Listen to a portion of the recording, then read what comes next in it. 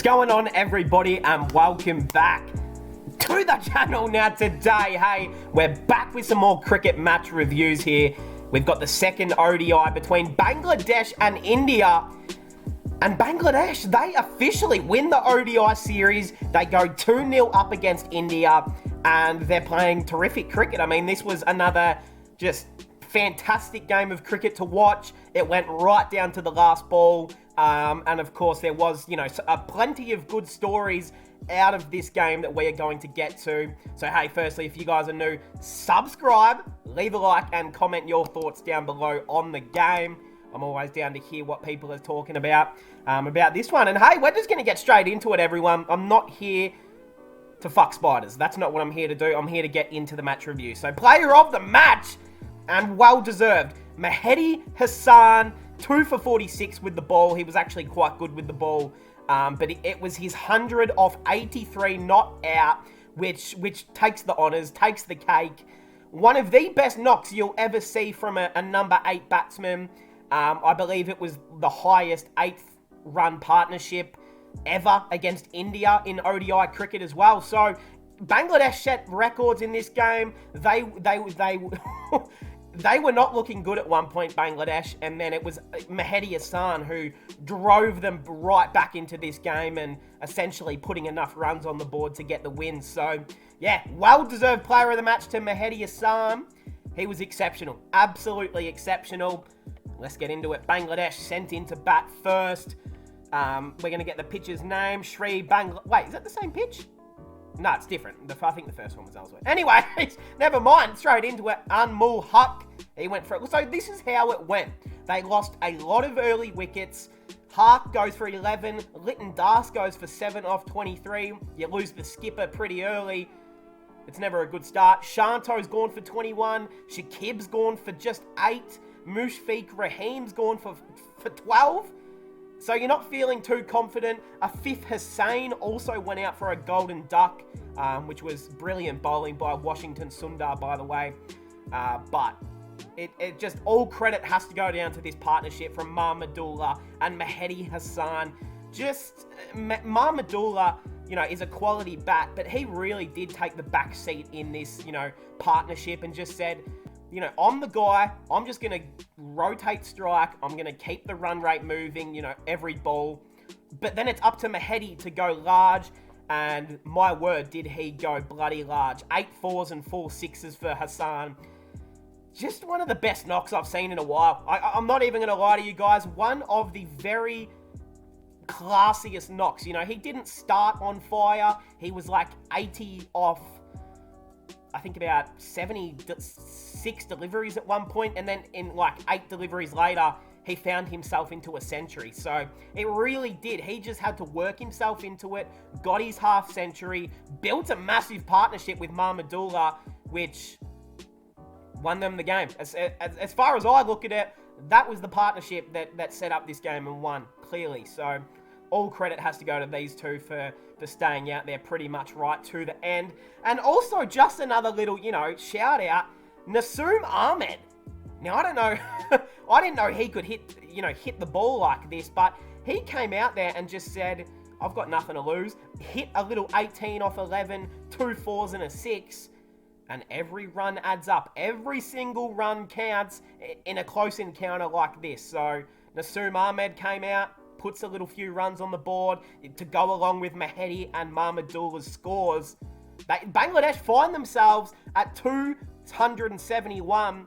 You have a look at the fall of wickets. They were 6 for 69 at one point. Shout out to Johnny Sins for 69, but 6 for 69 they were. They were in all sorts of danger, was Bangladesh. And to be honest, can I be real, guys? I thought this game was going to be over in about 2 hours. I thought Bangladesh, they were going to get bowled out. When they were at this stage, I thought, yeah, Bangladesh are about to get bowled out for about 130, 140, and, that's just whatever. We move on. India will chase that down easily. But it was just that partnership from Mahmudullah and Hassan, which just one of the best 8th wicket partnerships you may ever see. It was seriously very, very good work, and they were working hard, running hard singles.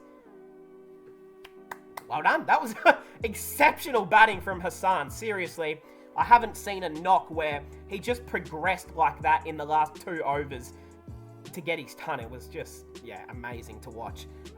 Into the Indian bowlers. Look, again, they started off beautifully. They had Bangladesh looking 6 for 69. It looked like it was a bunch of, 10-year-olds versus a bunch of grown men at one point. And then Bangladesh decided, we know how to bat, we're going to make some runs. So, look, into the bowlers, Deepak Chahar, only bowling 3 overs. Is that a typo? Because I feel like he bowled more than that. Is that a typo? Give me 1 second. We're going to check this on my phone. Best editor on YouTube. I will edit all of this out. Don't you worry. But I swear he bowled more than 3 overs. I guess he didn't. Okay. ESPN Cricket says that he bowled 3 overs. Was he injured? Because he batted and he ran. I don't know why he only bowled the 3 overs, but yeah, that actually surprises me. I don't remember seeing that statistic. Gee whiz, why? There must have been something going on. Anyway, Mohammad Siraj, look, unfortunately for Mohammad Siraj, bowled, as I'm just trying to bring up my notes that I wrote down about the game, my phone was glitching out. I'll edit that out again. All right, Mohammad Siraj, where I was going with that was, he bowled. He started really, really well, really tailed off towards the end, was getting smacked towards the end, and just couldn't hit his length late. That's what it was. It was just not hitting his right lengths. He was bowling fast and, getting a little bit of seam on it, but it just kind of seemed like the old Siraj in his last few overs, which unfortunately is the only concern with him going into an ODI World Cup next year, is that he can be very, very expensive. So, I guess that's risk versus reward, because he took the 2 wickets early. They were big wickets as well. He got Hark and Das early. And I'm thinking, I actually tweeted about it. If you don't follow me on Twitter, go follow. That's where I am active on Twitter 24/7. Always talking cricket over there. But I did tweet out that Mohammad Siraj is quietly having a really, really superb 2022 with the ball. And then as soon as I tweeted that, he ended up going for another 50 runs off like 5 overs. So I'm sorry, Mohammad Siraj. That's my fault. And I take full responsibility and blame for that.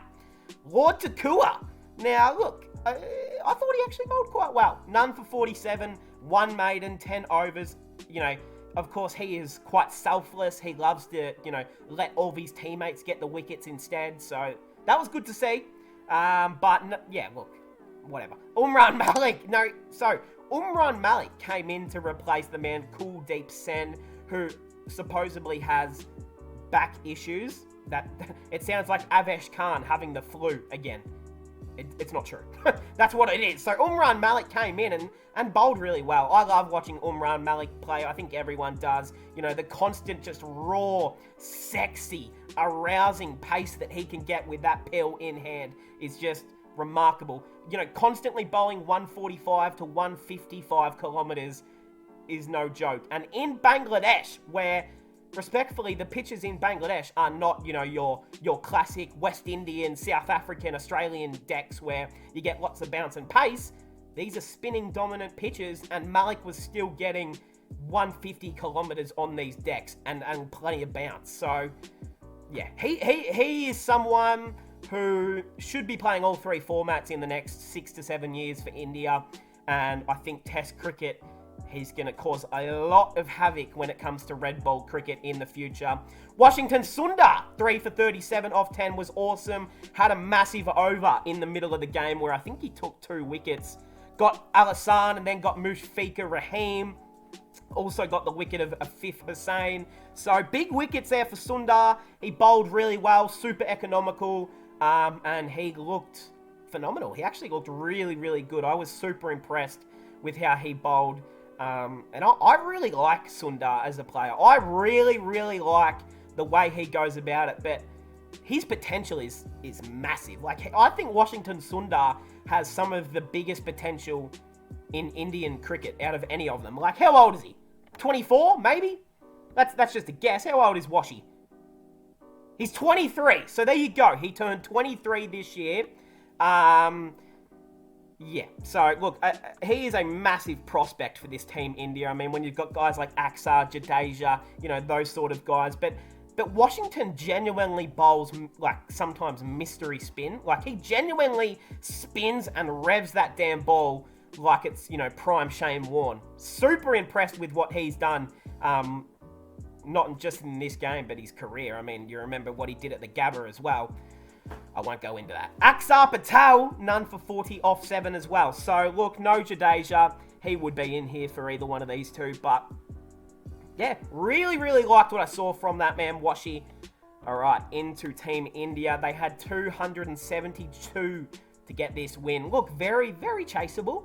It's not like it was a 380 and it was going to be almost impossible. This was a very chaseable score. And, oh boy, did it not start the way they wanted. Virat Kohli comes in to open for his first time opening in ODI cricket, I think, since like 2014. So it's been a long time between drinks for Kohli opening. If you didn't catch what happened, he actually came in to open because Rohit Sharma cut his hand when he went for a catch. He dropped the catch in slips. I think it was off Siraj's bowling, and he dropped a catch and his hand started bleeding. He then went, to hospital to get an x-ray.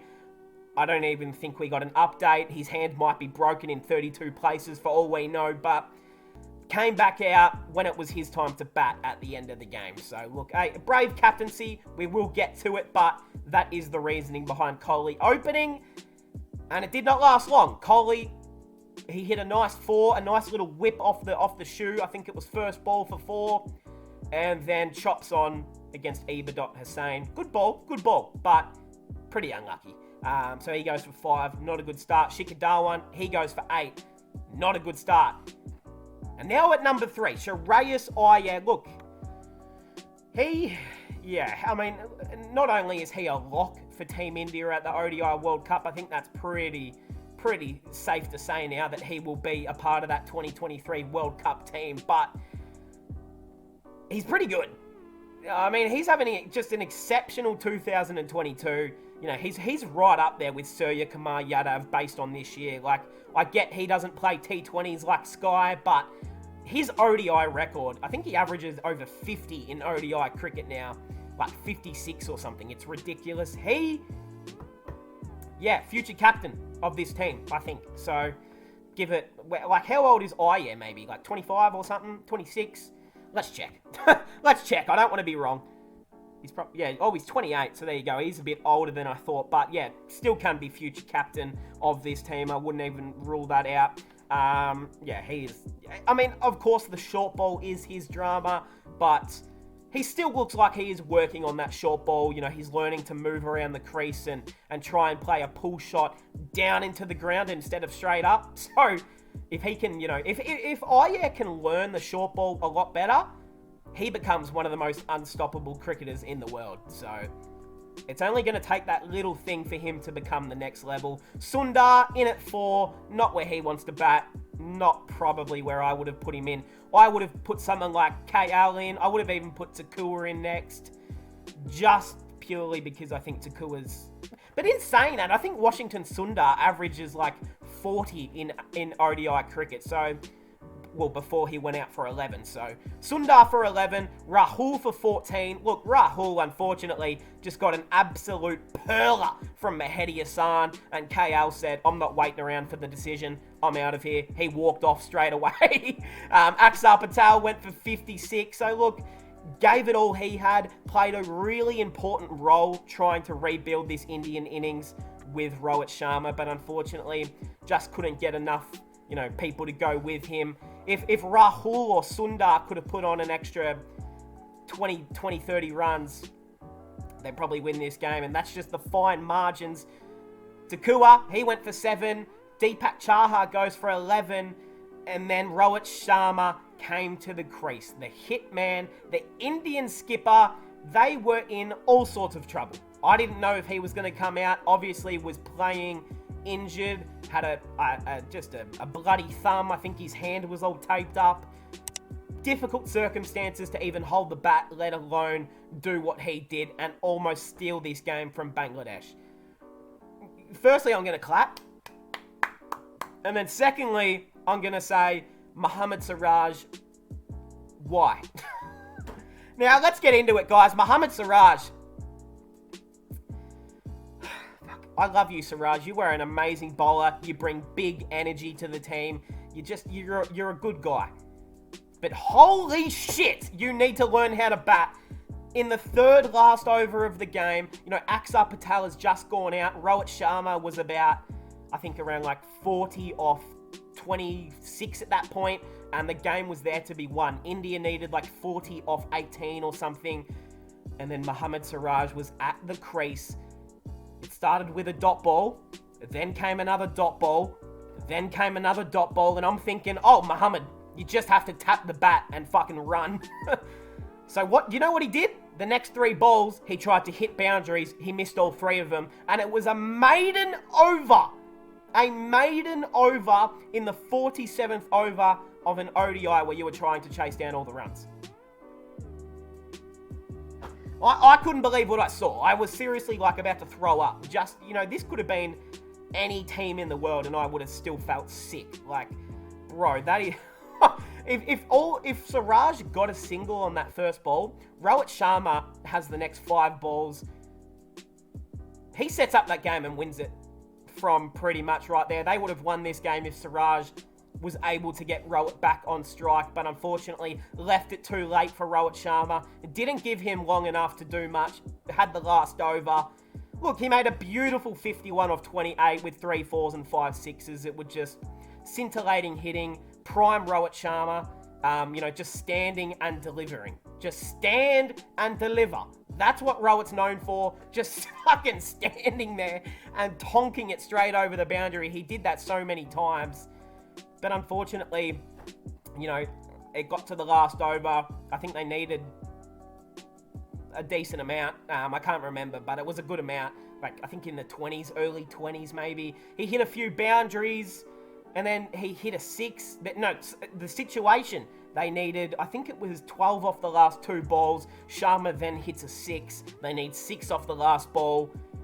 And it was a beautiful delivery to finish it off. It was a beautiful Yorker. Who bowled the last over? I think it was Ibadot. Or was it Fizz Rahman? I can't remember, sorry, who bowled the last over, but they bowled a beautiful last delivery. Didn't allow Rohit Sharma to even try and get under it and hit it for 6 to win the game. So, hey, great execution late by the Bangla bowlers, by the way. Great, just an amazing almost attempt at robbery here by Rohit. Bravery, classy, and came out to play with an injury. So, we like that. That's what you want to see from your captain, your leader, the man who is trying to get a win. I like it. So, look, it ends that way. Into the Bangladesh bowlers. Mehidy Hassan just kept on from his great work. 2 for 40 chicks. Off just 6 overs, by the way. Ibadot Hussain, he bowled just phenomenal just really, really good. 3 for 45 off 10. Fizz Rahman, 1 for 43. Ahmed, none for 54. Shakib, again, bowled quite well. 2 for 39 off 10. And Mahmudullah, he's not a great bowler, but 1 for 33 off 3.5. So, hey, that's how this match is going to finish up. Bangladesh just get the victory by the skin of their bloody teeth in this one. Incredible batting from Bangladesh. From Mahmudullah and Mehidy Hassan, executed decently with the ball towards the end, and well done by Shreyas Iyer to keep India in the game. Axar Patel as well did quite well. Sundar bowled well. So those are sort of the highlights that I would take out of this game. So hey, let me know what you guys are thinking. What were you impressed by the most from this game, or what do you think needs to change for your team to get the win next? So the next game, the 10th of December, that's in 2 days. So in 2 days, we're going to have the last ODI. I think, India will probably just try a few things because the series is over. And then we jump straight into test matches just 4 days later. Can't wait for these 2 test matches. Bumrah's going to be back. Jadeja's going to be back. Litton Das is back playing test cricket. So it should be fun. Hey, I hope we all enjoyed. Let me know your thoughts. Subscribe if you're new, and I'll see everyone in the next one.